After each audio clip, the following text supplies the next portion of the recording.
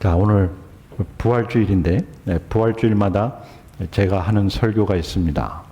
저희들 지난 금요일 날, 성금요일, 순환예배, 성찬예배를 통해서 예수님의 십자가의 의미를 저희들이 잠깐 살펴보았습니다.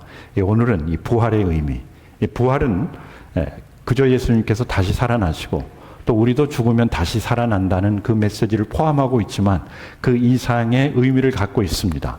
어떻게 보면 이 예수 그리스도의 부활이 세 종교의 갈라짐을 만들었다고 볼 수가 있습니다. 세 종교라고 하면은 유대교, 이슬람교, 그리고 기독교.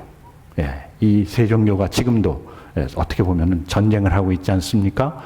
종교 전쟁으로부터 시작해서 이제는 경제적인 것을 차지하기 위한 전쟁으로 변해버렸는데 그 시점이 누군가? 시점이 예수님이라는 겁니다. 참 신기하죠. 평화의 왕 예수님이 오셨는데 그 예수님 때문에 무엇이 일어났습니까? 전쟁이 일어났다는 거예요. 참 아이러니하죠. 예수님이 원하시는 것은 그러한 전쟁이 아닌데 영적 전쟁에도 불구하고 많은 사람들이 그 예수 그리스도의 부활, 예수님을 이용해서 그 믿는 사람들을 이용해서 자기의 욕심을 채우기 위해서 전쟁을 일으켰다는 것이죠. 왜 그런가? 우리가 부활의 의미를 잘 모르기 때문에. 처음에 예수님이 부활했을 때 많은 제자들이나 예수님을 본 사람들은 그 부활의 의미를 알았습니다. 그런데 그것이 말로 전해지면서 언제부터요? 예수님 돌아가시고 한 10년, 20년 후부터 문제가 생기기 시작했어요.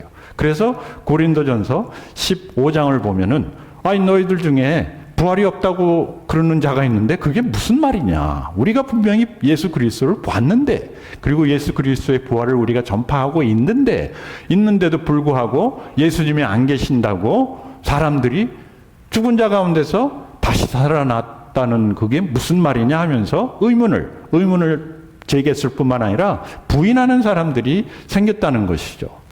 그 본문이 바로 오늘 저희들이 살펴볼 하나님의 말씀, 고린도전서 15장 12절부터 15절이 핵심 말씀인데 그 말씀의 배경이 바로 그겁니다. 고린도전서는 예수님이 돌아가시고 한 30년도 안 됐어요. 사도 바울이 예수님 돌아가시고 나서 부활하시고 승천하시고 나서 예수 그리스도를 핍박하다가 제자가 되고 그 후 몇 년, 한 10년, 15년. 그러니까 예수님 돌아가시고 나서 한 15년 후부터 사람들이 예수님의 부활에 대한 의문을 갖기 시작했다는 것이죠. 의심하기 시작했다는 겁니다. 그저 의문이 아니고 의심. 그리고 나중에는 부인하는. 왜 예수 그리스도의 부활을 부인하는가? 예수 그리스도를 믿고 싶지 않기 때문에 부인을 하기 시작하고 그 다음에 그것을 이용하는 사람들이 많이 나타나기 시작했다는 것이죠. 우리 고린도전서 15장 12절부터 같이 읽겠습니다. 그리스도께서 죽은 자 가운데서 다시 살아나셨다 전파되었거늘 너희 중에 어떤 사람들은 어찌하여 죽은 자 가운데서 부활이 없다 하느냐? 만일 죽은 자의 부활이 없으면 그리스도도 다시 살아나지 못하셨으리라. 이 문제점이 뭐냐면은 어떤 사람들은 어찌하여 죽은 자 가운데서 부활이 없다. 부활이라는 건 있을 수 없다. 왜? 그동안 부활한 사람이 없었고 그리고 앞으로 부활할 사람이 없기 때문에. 그러니까 기독교인들이 전하는 예수 그리스도에 대한 부활을 어떻게 하겠다? 믿기 힘들다는 거예요. 그렇지 않습니까? 여러분 예수 그리스도를 누가 전파했을 때 믿고 싶습니까? 믿기 쉽습니까? 그렇지 않아요. 믿고 싶지 않고 믿기가 쉽지가 않습니다. 그러니까 이제 이런 문제가 일어나고 사도 바울이 여기에서 만일 죽은 자의 부활이 없으면 그리스도도 다시 살아나지 못하셨으리라. 무슨 말씀이냐면은 예수 그리스도께서 이 부활의 부활의 시조다. 시조다. 지금까지 없었지만은 그 부활이 있다는 것을 예수님께서 직접 증명하셨다. 그 다음 같이 읽겠습니다. 그리스도께서 만일 다시 살아나지 못하셨으면 우리가 전파하는 것도 헛것이요. 또 너희 믿음도 헛것이며 또 우리가 하나님의 거짓 증인으로 발견되리니 우리가 하나님이 그리스도를 다시 살렸다고 증언하였음이라. 뭐냐면은 이 예수 그리스도의 부활은 우리 신앙의 무엇이다? 우리 신앙의 핵심이다라는 겁니다. 여러분, 예수님을 믿는다는 것은 예수 그리스도께서 우리의 죄를 속죄하시고 그리고 부활하시고 승천하셨다. 거기까지뿐만 아니라 그 예수 그리스도로 말미암아 우리도 어떻게 된다? 우리도 부활한다. 결국 예수 그리스도가 우리의 구세주라는 것을 증명하는 것이 무엇이다? 부활이다라는 얘기입니다. 우리 신앙생활의 기독교의 핵심이 무엇인가? 예수 그리스도의 부활입니다. 예. 예수님이 이 땅에 오시고 예수님이 가르치시고 예수님이 죽으시고 예수님이 승천하시고 다 좋은 내용이지만은 그 모든 내용을 뒷받침하는 것이 이것이 믿을 만한 것이다. 이것이 신뢰할 만한 것이다라는 것을 증명해 주는 것이 무엇인가? 예수 그리스도의 부활이에요. 만약에 예수님이 부활하지 않았으면은 그러면 아무리 우리가 예수 그리스도가 구세주라고 해도 믿을 사람 없다는 거예요. 왜? 자기도 구원하지 못한 사람이 어떻게 남을 구원할 수 있겠는가라는 질문을 할 수가 있는 것이죠. 그런데 성경에 또 바울의 이야기를 예수 그리스도께서만 살아나셨기 때문에 우리의 믿음이 헛것이 아니다. 열매가 있고, 그리고 우리가 하나님의 거짓 증인으로 발견되리니, 만약에 예수 그리스도께서 부활하시지 않았다면은 우리 모든 사람들이 믿는 것이 다 무엇이다? 다 헛거다. 헛거다.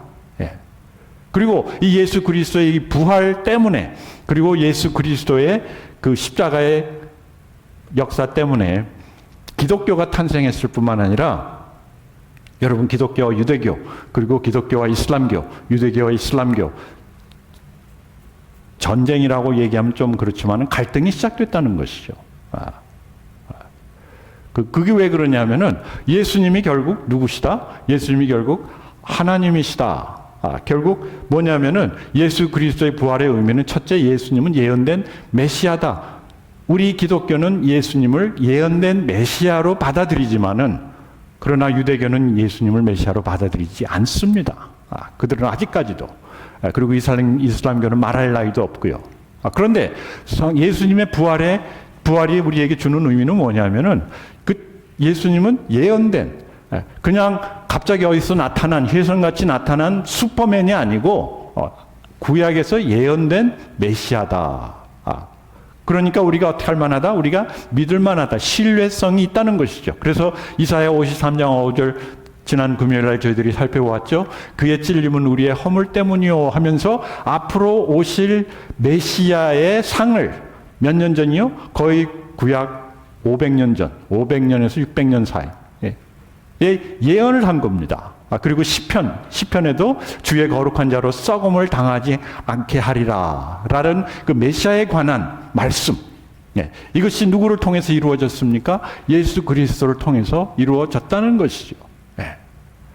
하물며가 아니라 그럼에도 불구하고 이스라엘 사람들은 아직도 메시아를 기다리고 있다. 예수 그리스도를 부인하고 있는데, 그 부인하는 이유가 뭐냐면은 예수 그리스도는 메시아답지 않다는 거예요. 자신들이 생각하는 메시아는 왕처럼 많은 병사들을 이끌고 영광으로 예루살렘에 입성하고 그 적들을 다 물리치고 그 성전에 올라앉는 그 메시아를 상상하고 생각하고 있었는데, 예수 그리스도께서 초라한 모습으로 낙이 타고 들어오니까 사람들이 그를 메시아라고 인정을 했지만은 그들은 인정할 수가 없었던 것이죠. 그런데 성경에 보면은 메시아가 그렇게 이 말이라고 예언되어 있지 않았어요. 오실 메시아는 이사야서 53장에 나온 것처럼 우리의 찔림을 위해서, 우리의 허물을 위해서, 우리를 구원하기 위해서 오시는 그 메시아상을 구약에서도 예언을 하고 있었음에도 불구하고 예수 그리스도가 왔을 때 자신들이 생각하는 메시아가 아니고 자신들이 원하는 그러한 메시아가 아니었기 때문에 부인했을 뿐만 아니라 예수님을 십자가에서 못 박아 죽였다는 것입니다. 얼마나 우리 사람들의 그 좁은, 그리고 사람들의 자기 욕심 때문에 종교를 이용해서, 신앙을 이용해 가지고 오실 메시아까지 죽인 것이 바로 그 십자가의 사건이죠. 그래서 고린도전서 사도 바울이 말합니다. 15장, 같은 15장인데요. 성경대로 그리스도께서 우리 죄를 위하여 죽으시고 장사 지내되었다가 성경대로 사흘 만에 다시 살아나셨다. 이 성경대로라는 것은 예언되었던 예수 그리스도의 죽음이 성경에 예언이 되어 있었고, 그리고 그 말씀대로, 그 예언대로 예수님께서 오시고 죽으시고 장사 지낸 바 되었다가 성경대로, 예언대로 사흘 만에 다시 살아나셨다. 그리고 그 예언을 누가 직접 얘기했습니까? 예수님이 직접 얘기하셨어요.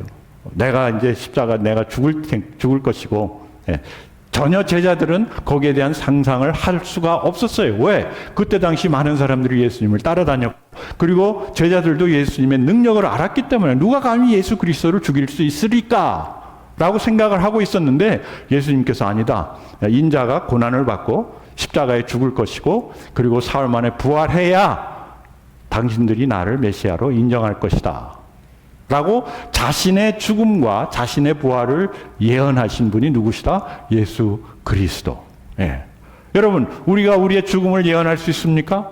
뭐 예언할 수 있어요. 우리의 죽음은 뭐 우리 의사한테 가면은 당신 2개월, 당신 3개월 남았습니다. 뭐 어떻게 보면 그건 예언입니다. 그래서 나는 뭐 한 달 후에 죽을 것이다. 나는 일주일 후에 죽을 것이다. 우리가 말은 할 수 있지만 그러나 내가 부활할 것이다라고 말할 수 있는 사람은 아무도 없습니다. 아무도 없어요.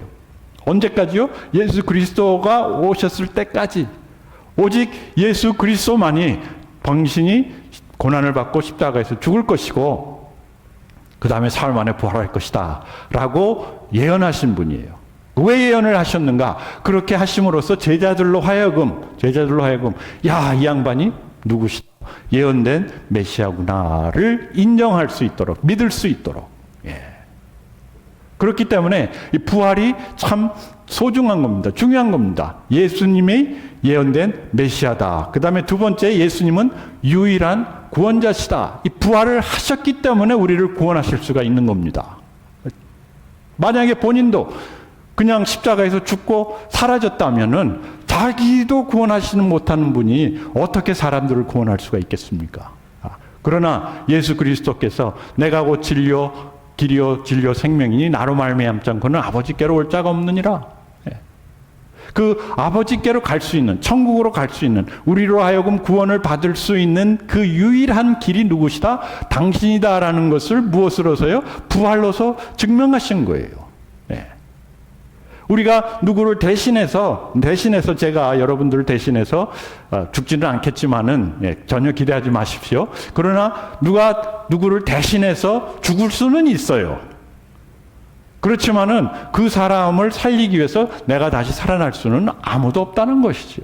그런데 그것을 누구 하셨어요? 예수 그리스도께서 우리를 대신해서 죽으셨을 뿐만 아니라 우리를 살리시기 위해서 본인도 살아나셨다. 그러시면서 우리에게 뭐가 있음을, 우리에게 영생이 있고 우리에게 소망이 있음을 우리에게 보여주셨다. 예. 그래서 사도행전 4장 12절 보면은 다른 이로서는 구원을 받을 수 없나니. 예, 여러분, 다른 이로서는. 왜? 그 사람들도 자기 자신을 구원하지 못했는데 누구를 구원할 수가 있습니까? 예? 여러분, 우리도 뭐 의사 선생님이 좋은 약을 써서 몇 년을 인생을 연장할 수는 있지만은 우리를 구원하고 우리로 새로운 생명을 살 수 있게 할 수 있는 사람은 살 수 있는 아무것도 AI도 없습니다. AI한테 한번 물어보세요. 우리를 영생을 줄 수 있는 사람이 누구인가? AI한테 물어보니까 예수 그리스도라고 나오더라고요. 아, 진짜예요. 예. AI도 알아요. 근데 사람들이 믿지를 않아요. 인정하지를 않아요. 왜? 자기 욕심 때문에. 무지 때문에, 어떤 때는 의심 때문에. 그런데 사도행전에서도 그렇고 디모데전서에서도 그렇고 하나님과 사람 사이의 중보도 한 분이니 곧 그리스도 예수라. 예. 그리고 그 예수께서 유일한 구원자시다라는 것을 예수님이 몸소 무엇으로서요? 부활로서 증명한 거예요. 부활로서. 예. 우리가 그저 예수님이 살아나셨고 이제 우리도 앞으로 죽으면 부활한다. 앞으로 죽으면 우리 천국 간다라는 귀한 의미도 있지만은 그 이상으로 예수님이 우리의 유일한 구원자시고 그 다음에 세 번째 예수님은 누구시다? 예수님은 하나님이시다. 하나님 당신 그 자체시다. 이게 굉장히 중요합니다. 여기서부터 유대교와 기독교와 이슬람교가 갈라지는 겁니다. 그래, 예수님이라는 사람이 와서 그래, 십자가에서 죽을 수 있어. 그래, 부활했다 치자. 거기까지도 아무 문제 없이 넘어갈 수가 있어요. 그런데 더 중요한 건 뭐냐면은 예수님이 하나님이 아니시면은 우리에게 구원이 있을 수가 없다는 겁니다. 여러분, 누가 우리를 구원하십니까? 하나님이 구원하세요. 하나님 밖에는 우리를 구원하실 분이 없어요. 예. 만약에 누가 와가지고 내가 너의 구원자다, 너의 메시아다, 뭐 그런 사람들이 있지 않습니까? 옛날에 유대 사람들은 모세가 그런 사람인 줄 알았어요. 그렇지만 모세도 죽고 사라지고, 예? 많은 선지자들이 우리를 구원하러 오셨구나. 다윗 왕이 구원자인 줄 알았어요. 그렇지만 그 사람도 하나의 왕이요. 그냥 살다가 죽었어요. 그리고 나중에 신약 시대 때 예수님이 돌아가시고 나서 누가 나타납니까? 이슬람교 무하마드가 나타났어요. 그러면서 본인이 메시아다. 그런데 그 사람도 죽었어요. 그 사람도 사라졌어요. 근데 유일하게 예수 그리스도만이 부활하셨을 뿐만 아니라 부활을 통해서 예수님이 누구시다? 예수님이 하나님 당신이시다. 그리고 예수님이 분명히 그렇게 얘기해서 요한복음 10장 30절 보면은 나와 하나님은 하나이다. 나와 아버지는 하나이다. 그때 당시 하나님을 아버지라고 불렀으니까, 아버지는 하나다. 여기에서 이제 삼위일체라는 신학이 나오는 건데, 자신은 하나님과 동일한 분이시다. 그리고 요한복음 14장 9절, 이 말씀으로 인해서 종교인들이, 바리새인들과 서기관들이 예수 그리스도를 핍박하기 시작했어요. 나를 본 자는 아버지를 보았거늘. 예수님이 하나님과 동일시 시켰다는 것이죠. 본인이 신이라는 겁니다. 그리고 우리가 이것을 인정해야 되는 것이 뭐냐면은, 만약에 예수님이 하나님이 아니시고, 만약에 예수님이 하나님이 직접 인간의 모습으로 오신 분이 아니라면은 우리를 구원할 수가 없습니다. 그냥 좋은 선생님이시고 좋은 선지자시고 좋은 신앙인이셨다면은 우리를 가르칠 수는 있습니다. 우리를 인도할 수는 있습니다. 그러나 우리를 구원할 수가 없어요. 우리 죄를 속죄하실 수가 없어요. 왜? 같은 죄인끼리 무엇을 할 수가 있겠습니까? 그러나 예수님이 하나님이시기 때문에, 육신을 입고 오신 하나님. 그래서 요한이 결론을 짓지 않습니까? 태초에 말씀이 계시니라. 이 말씀이 하나님과 함께 계셨으니 이 말씀은 곧 하나님이시니라. 그리고 이 말씀이 육신이 되어 우리 가운데 거하심에 우리가 그의 영광을 보니 무엇과 무엇이 충만하더라? 은혜와 진리가 충만하더라. 그것이 누굽니까? 예수 그리스도. 본래 원체 하나님을 본 자가 없으되, 누가요? 독생하신 아들이, 독생하신 하나님께서 자신을 드러내셨느니라. 요한복음 1장 18절 말씀 아닙니까? 아무도 하나님을 본 사람이 없어요. 그러니까 하나님을 본 사람이 없으니까 내가 하나님이다라고 나타나는 사람들이 많았어요. 그리고 능력을 과시한다든지, 아니면은 사람들을 도와준다든지, 돈으로, 무력으로, 아니면은 자신의 지혜로, 지식으로 본인이 하나님임을 사람들한테 하고 그 사람들을 막 믿고 울고 엉뚱한 데로 간 사람들이 얼마나 많습니까? 지금도 있지 않습니까? 굉장한 사람들이, 많은 사람들이 따라다녀요.